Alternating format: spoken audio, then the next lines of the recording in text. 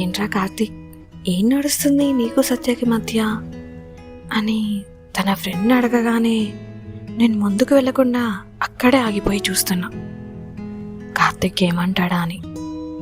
అప్పుడు కార్తీక్, ఏముంది, ఏం లేదు, ఎందుకురా అలా అడిగావు అని అన్నాడు. అబ్బా, చూస్తూనే ఉన్నాం లేరా, బైక్ మీద తిరగటాలు, గంటల గంటలు మాట్లాడుకోవటాలు, ఏంట్రా లవ్వా అని అన్నాడు.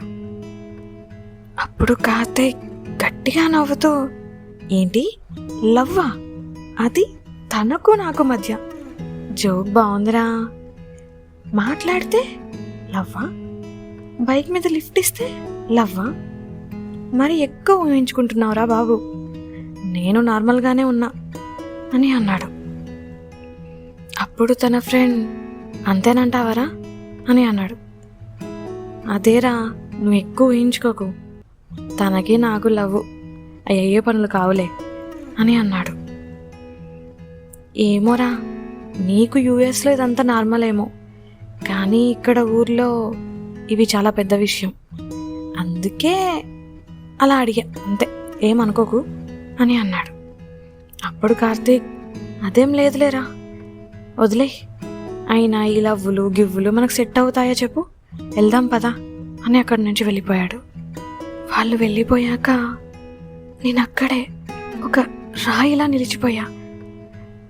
తను మాట్లాడుతున్నంతసేపు కన్నీరు నా ప్రమేయం లేకుండానే నా చెంపలపై జారిపోతుంది. అలా ఎంతసేపు ఉన్నానో నాకే తెలీదు. అలానే నిల్చుని ఉన్నా, అలా ఏడుస్తూనే ఉన్నా. అసలు నాకు ఏ ఆలోచనలు రావడం లేదు, ఏం చేయాలన్నా ఏదో భయంగా ఉంది. అలా చాలాసేపు అక్కడే ఉన్నా. కొంచెం సేపటి తర్వాత వివేక్ పిలిచాడు, అక్క అమ్మ రమ్మంటుంది అని. ఇక చేసేదేమీ లేక కళ్ళు తుడుచుకొని ఇంటికి వెళ్ళా. అమ్మ నా ఎదురుగా వచ్చి, ఏంటే తొందరగా రమ్మని చెప్పాను కదా, ఎక్కడికి వెళ్ళావు ఎంతసేపు అని అంది. నేను అమ్మ కళ్ళల్లో కూడా చూడకుండా, సమాధానం ఏం చెప్పకుండా నా రూమ్లోకి వెళ్ళి కూర్చున్నా. తనకి నాకు లవ్వా, జోక్ బాగుందిరా అన్న కార్తీక్ మాటలే గుర్తుకొస్తున్నాయి. నోట మాట రావడం లేదు. బయట నుంచి తాతయ్య వాళ్ళు పిలుస్తున్నారు. అద్దం ముందు వెళ్ళి నిల్చున్నా. గట్టిగా ఊపిరి తీసుకొని, ఇక ఇవన్నీ వదిలి వెళ్ళాల్సిన సమయం వచ్చేసింది అని అనుకొని బయటికి వచ్చా. కార్లో లగేజ్ సర్దుతున్నారు. అమ్మమ్మ, నాయనమ్మ, తాతయ్య వాళ్ళందరూ జాగ్రత్తలు చెబుతున్నారు. సత్యమ్మ, కొంచెం అల్లరి కోపం తగ్గించుకో అని అంది నాయనమ్మ. నేను తన వైపు అలానే చూస్తున్నా. నాయనమ్మలా పిలవగానే కార్తీక్, ఓయ్ సత్యమ్మ అని పిలిచేది గుర్తొచ్చింది. మాటలు రావటం లేదు. నాన్న నా దగ్గరికి వచ్చి, ఏమైందిరా అలా ఉన్నావు అని అన్నాడు. ఏం లేదు నాన్న, అంటే వెళ్ళిపోతున్నాం కదా, మళ్ళీ ఎప్పటికి కలుస్తామో ఏమో, అందుకే ఏదోలా ఉంది అని అన్నా నేను. పిచ్చి తల్లి, మేము వస్తాంగా మళ్ళీ అని అంది అమ్మమ్మ. తర్వాత కార్ స్టార్ట్ చేశాడు నాన్న. అందరికీ బాయ్ చెప్పేసి బయలుదేరాం. తను దారిలో ఎక్కడైనా కనిపిస్తాడేమోనని అలానే చూస్తున్నా, కానీ కనిపించలేదు. ఊరు దాటి వెళ్ళిపోతున్నాం. మళ్ళీ కన్నీళ్ళు ఆగటం లేదు. చాలా కష్టంగా ఉంది అమ్మ వాళ్ళ ముందు ఇవన్నీ దాచుకోవటం. ఎన్ని రోజులు తన మీద ఉన్న ఇష్టాన్ని, మాటలని బలవంతంగా బయటకు కనపడనివ్వకుండా కష్టపడితే, ఇప్పుడు మాత్రం తన వల్ల కలిగిన బాధని బయటకు కనిపించనివ్వకుండా దాచడానికి కష్టపడాల్సి వస్తుంది. అసలు అలా ఎలా అంత ఈజీగా అనేసాడు మాటలు? నార్మల్గానే ఉన్నాడా నాతో? అసలు ఎందుకే తిట్టకుండా ఇలా వచ్చేస్తున్నావు? అడగాల్సింది కదా తనని, ఎందుకు అలా వదిలేసావు? అలా ఆలోచిస్తూ కారులోనే నిద్రపోయా. ఇంటికి వచ్చేసరికి నైట్ అయింది.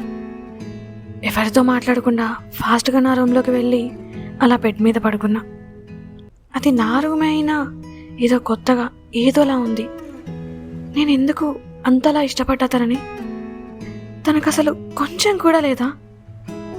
మరి నాకెందుకు తనతో ఉన్నప్పుడు నేనంటే తనకి కూడా ఇష్టమే అని అనిపించింది. ఇదంతా ఒక కొత్త అనుభవం నాకు, కానీ నాకు బాధను మిగిల్చింది.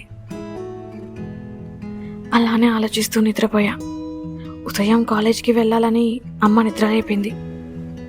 కాలేజ్కి వెళ్ళినా సరే నా మూడ్ మారటం లేదు.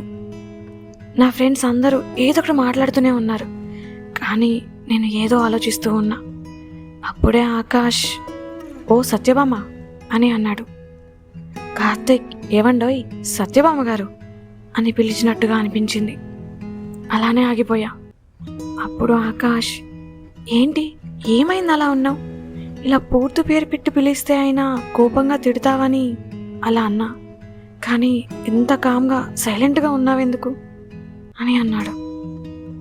తను అలా అడిగేసరికి సమాధానం ఏమీ చెప్పలేక ఏం లేదు ఇప్పుడే వస్తా అని చెప్పి పక్కకి వచ్చేసా. తర్వాత పరిగెడుతున్నా. ఏం చేస్తున్నానో ఎక్కడికి వెళ్తున్నానో ఏం తెలియటం లేదు. తనని కలవటం కోసం మొదలుపెట్టిన ఈ పరుగులు తన జ్ఞాపకాల నుంచి దూరంగా పారిపోవడానికి ఆగకుండా అలానే కొనసాగుతున్నాయి. అలా పరిగెత్తి అలసిపోయి ఒక దగ్గర ఆగిపోయా. ఏడ్చేసా. నాకు తెలియని అనుభవాలు అన్నీ తన వల్లే తెలుస్తున్నాయి. సిగ్గు, బిడియం, భయం, మొహమాటం, ఇష్టం, ప్రేమ, ఇప్పుడు బాధ, ఏడుపు. అలా 3 రోజులు గడిచాయి. నాలో ఎలాంటి మార్పు లేదు. నైట్ 8 అవుతుంది. బాధ కాస్త కోపంగా మారింది. తనని బాగా తిట్టాలి అనిపిస్తుంది. రమ్యకి కాల్ చేసి ఎలా ఉన్నావు అని అడిగి అలా మాట్లాడుతూ అందరూ ఎలా ఉన్నారు అని అడిగా. అప్పుడు రమ్య అందరూ మ్యాక్స్ వెళ్ళిపోయారే, కార్తిక్ కూడా యుఎస్ వెళ్ళిపోయాడు అని అంది. అంతే. తర్వాత తన మాటలు ఏవి నాకు వినపడటం లేదు. రమ్యకి తర్వాత కాల్ చేస్తా అని కాల్ కట్ చేశా. ఏంటి వెళ్ళిపోయాడా? నేను అసలు తనకి గుర్తున్నానా? మా మధ్య జరిగింది ఒక్కటైనా తనకి గుర్తొస్తుందా? అసలు తను ఇలా ఎలా చేస్తాడు? కొంచెం కూడా ఏం అనిపించడం లేదా తనకి? అసలేంటి నేను 4 రోజుల ఈ పరిచయంకి తనకి అంతలా అలవాటు పడిపోయానా? తనను ఒకసారి చూడాలనిపిస్తుంది అని అనుకొని మా బీచ్ ఫొటోస్ ఉంటే ఓపెన్ చేసి చూసా. గ్రూప్గా దిగిన ఫొటోస్లో తనని జూమ్ చేస్తూ అలా చూస్తూ ఉన్నా. అసలు తనతో ఉన్నప్పుడు తర్వాత ఏంటి అని ఆలోచించడం లేదు, ఎందుకంటే తను నా కనుల ముందు ఉన్నాడు కాబట్టి. నాలో ఉన్న మాట తనకి చేరకుండానే ఇలా నాలోనే సమాధి అయిపోయింది అని అనుకున్నా. ఇంట్లో కూడా సరిగా మాట్లాడలేకపోతున్నా. కనిపిస్తే ఏదో ఒకటి అడుగుతారని, ఏదో ఒక పని ఉందని వాళ్ళ నుంచి తప్పించుకుంటున్నా. ఒకరోజు మెట్లు దిగుతుంటే సత్య ఇలారా అని పిలిచిందమ్మ. కనిపిస్తే ఏం అడుగుతుందో అని నేనేం విన్నట్టుగా ఇయర్ ఫోన్స్లో సాంగ్స్ పెట్టుకొని బయటికి వెళ్ళిపోయా. అలా రోజులు గడుస్తున్నాయి. నాలో ఏ మార్పు లేదు. బాల్కనీలో కూర్చొని ఆలోచిస్తుంటే అమ్మా నాన్న సత్య అని పిలుస్తూ లోపలికి వచ్చారు. నేను వెనక్కి తిరిగి చూసా. ఏంట్రా ఆర్తి కాల్ చేస్తుంటే లిఫ్ట్ చేయట్లేదంట అని అన్నారు. ఏమో నాన్న చూడలేదు, ఏమైంది అని అడిగా. కంగ్రాట్స్ రా అంటూ అమ్మా నాన్న ఇద్దరు నన్ను హక్ చేసుకున్నారు. ఏమైంది నాన్న అని అడిగా. నువ్వనుకున్న కంపెనీలోనే జాబ్ వచ్చిందిరా, చూడు ఇంటర్వ్యూ క్లియర్ చేసావు, లిస్ట్ షేర్ చేశారని చూపించాడు. అది మా కాలేజ్ నుండి ఆ కంపెనీకి సెలెక్ట్ అయిన వాళ్ళ లిస్ట్. ముగ్గురం చాలా హ్యాపీగా ఫీల్ అయ్యాం. అలా కొంచెం సేపు మాట్లాడుకున్నాక అమ్మ సత్య గోరింటాకు పెట్టుకుంటావా అని అడిగింది. అది వినగానే కార్తిక్ నాకు గోరింటాకు పెట్టింది గుర్తుకొచ్చింది. వద్దులే అమ్మా అని చెప్పా. తర్వాత వాళ్ళు వెళ్ళిపోయారు. అంతా బాగానే జరుగుతుంది, కానీ తను లేడని వెళితే. ఆ రోజు తను గోరింటాకు పెట్టడానికి నా చేతిని ముట్టుకోవడానికి కూడా నా పర్మిషన్ అడిగాడు. అలాంటి తను ఆ రోజు అలా మాట్లాడటం అసలు నమ్మేలా లేదు, తీసుకోలేకపోతున్నా. తనేమన్నాడు, ఏంటి తనకి నాకు లవ్వా అంటే ఏమవుతుంది?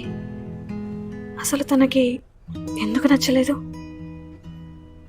నా కోపం ఇవన్నా, తనని చాలాసార్లు తిట్టా కదా, అరిచా, ఎన్నెన్నో అన్నా, దానివల్లేనా?